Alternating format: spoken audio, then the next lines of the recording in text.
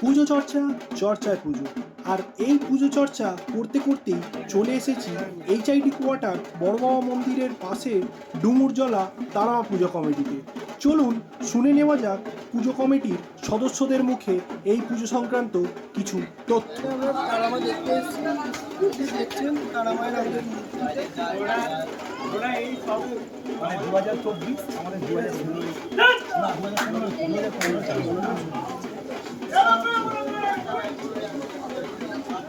আমাদের সেম শিল্পী সেম ঠাকুর প্যাটার্ন উপস্থিত সব সেম, আমাদের কোনো কিছু চেঞ্জ করা হয়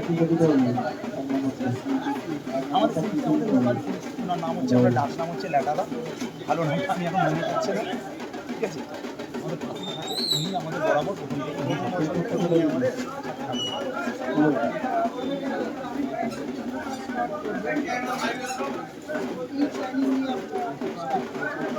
আমাদের দেখুন আমাদের 9 বছর আগে থেকে আমাদের এখানে মানে খুব বিপদ আপদ হচ্ছিল, অকালে সবার প্রাণ যাচ্ছিল তো আমাদের যে পুরোহিত আছে যিনি আমাদের এই মন্দিরে পুজো করেন, আমাদের আগে বড় উনি বললেন যে এরকম আমার পুজো করলে একটা অশুভ শক্তি ঘিরে আসে, সেই থেকে আমাদের একটা পুজো করা যে মায়ের প্রাককালে যদি এই অশুভ শক্তিগুলো কেটে যায় মানুষের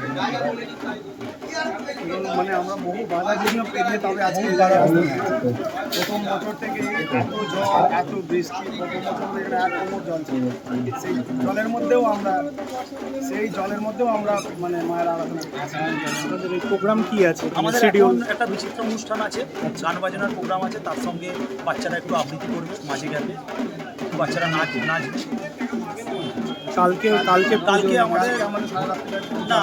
কালকে আমাদের প্রথম হবে হচ্ছে মায়ের ভক্তিগীতি আছে, শ্যামা সঙ্গীত আছে, তারপরে সারা রাত্রি আমাদের পূজা অর্চনা আছে। কারণ কালকে মেন কৌশিকী অমাবস্যার মেন তিথি, সেই তিথিতেই আমাদের মায়ের পূজা অর্চনা হচ্ছে। পরের দিনে সন্ধ্যাবেলা আচ্ছা, আর বুধবার ধরে আমাদের 3 তারিখ মায়ের নিরঞ্জন।